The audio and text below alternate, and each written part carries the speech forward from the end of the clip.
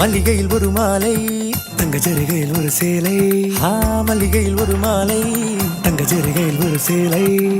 பூ ஒன்றை பூட்டி வைக்கத்தான் கல்யாணம் கண்டு பிடித்தான்.